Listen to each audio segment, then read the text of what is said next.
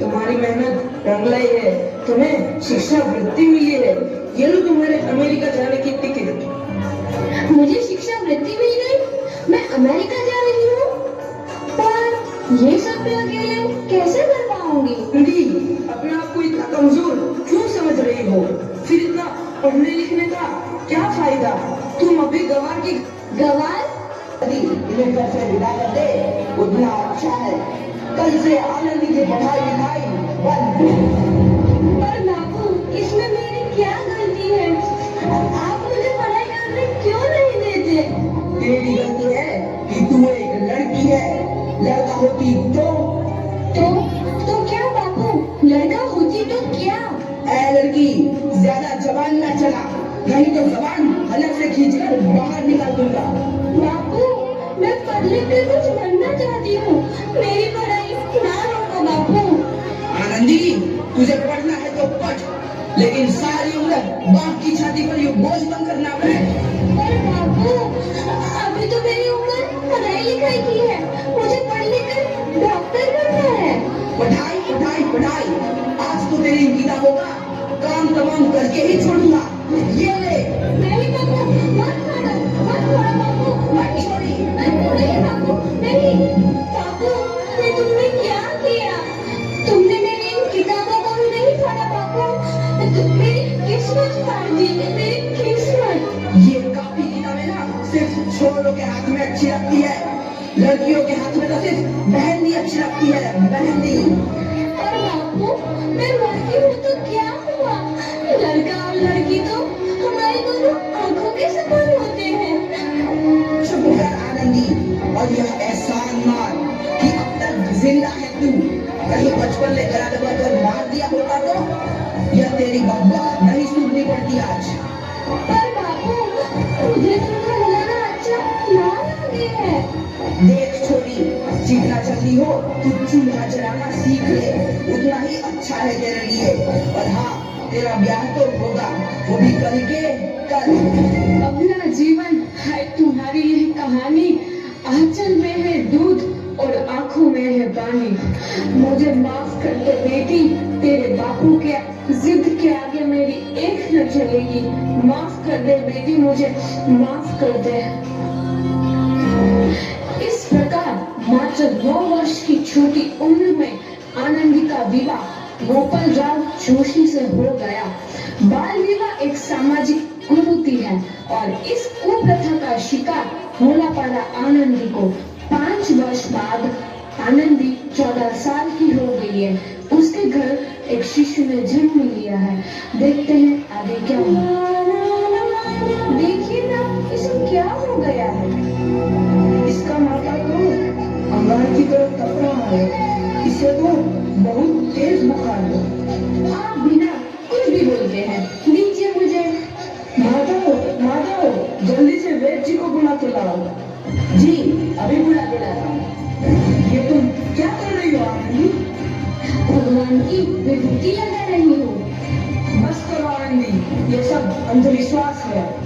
अरे आप यकीन तो कीजिए, भगवान की कृपा से इसका माथा ठंडा हो रहा है और बुखार भी उतर गया है ना बाबू?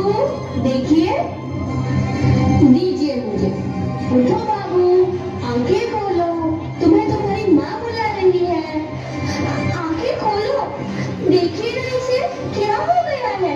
आंखें भी नहीं खोल रहा। आंखें खोलो बेटा, आप चुप क्यों है? आंखें खोलो बेटा, आंखें खोलो। आनंदी, हमारा बेटा कभी आंखें नहीं खोलेगा। नहीं, ऐसा नहीं हो सकता। मेरे बेटे को मुझसे कोई नहीं छीन सकता, कोई नहीं छीन सकता। पागल मत बनो आनंदी। माधव, माधव। आनंदी, बंद करो ये पागलपन। भगवान ने मेरा बच्चा छीन लिया। भगवान ने नहीं, तुम्हारी अशिक्षा और अंधविश्वास ने तुम्हारा बच्चा छीना है। अगर तुम पढ़ी लिखी होती तो आज हमारा शिशु जीवित होता।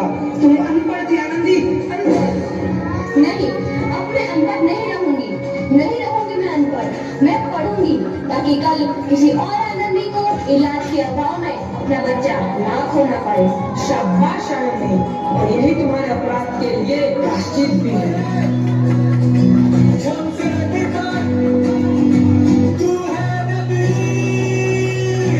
आनंदी, तुम्हारी 12वीं का परिणाम आ गया है। तुमने पूरे कॉलेज में प्रथम स्थान अर्जित किया है। आनंदी, तुम्हारी मेहनत रंग लाई है। तुम्हें शिक्षा वृत्ति मिली है। ये लो तुम्हारे अमेरिका जाने की टिकट। मुझे शिक्षा वृत्ति मिल गई, मैं अमेरिका जा रही हूँ। पर ये सब मैं अकेले कैसे कर पाऊंगी? आनंदी, अपने आप को इतना कमजोर क्यों समझ रही हो? फिर इतना पढ़ने लिखने का क्या फायदा? तुम अभी गवार की गवार नहीं हूँ मैं अब गवार।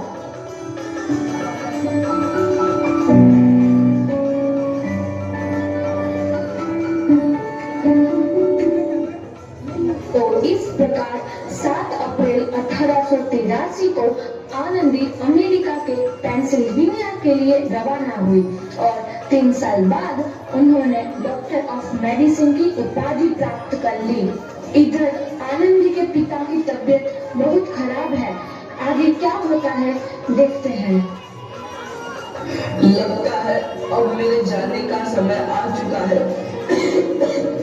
और मैं नहीं बचूंगा। ऐसा मत बोलो। शहर के सिटी हॉस्पिटल में अमेरिका से डिग्री लेकर कोई बड़ा डॉक्टर आया है। एक बार वहाँ चलकर दिखा लेते हैं। हाँ, सही बोला भैया। कम से कम दिल को तसल्ली तो मिल जाएगी। हाँ, चलो चलो जल्दी हॉस्पिटल चलते हैं।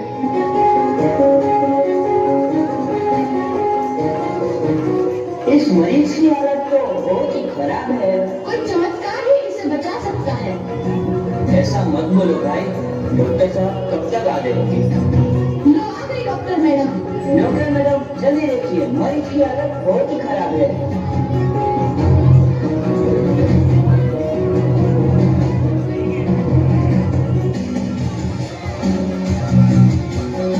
अब आप बिल्कुल ठीक है।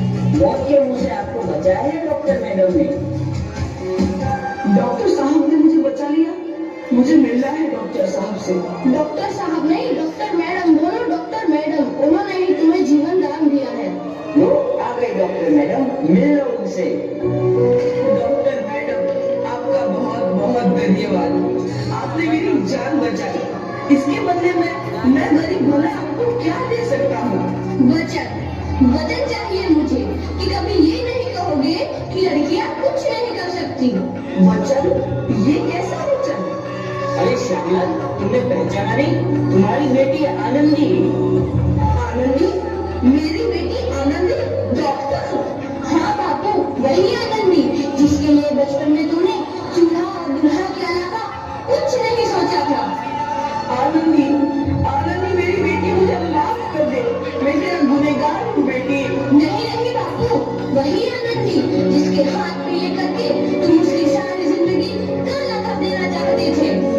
माफ कर दे मुझे मेरी बच्ची, माफ कर दे। मैं तेरा अपराधी हूँ मेरी बच्ची, माफ कर दे। नहीं बापू, मैंने तो तेरा एहसान चुकाया है।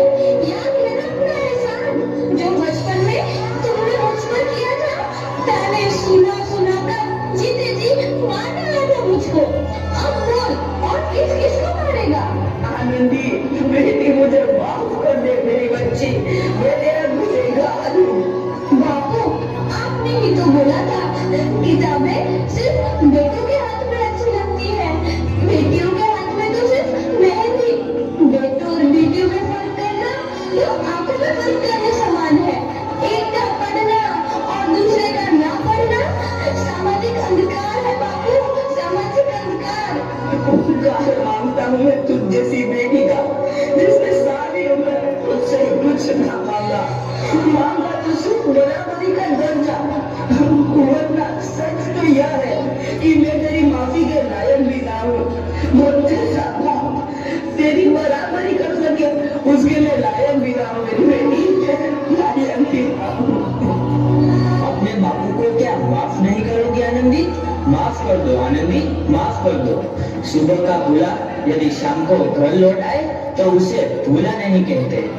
बापू, तो इस अपनी मेहनत और अटूट इरादे से न केवल भारत की पहली महिला डॉक्टर बनी, बल्कि आगे चल के उन लड़कियों के लिए सुनहरा रास्ता दिखा गई जो जीवन में कुछ करना चाहती थी।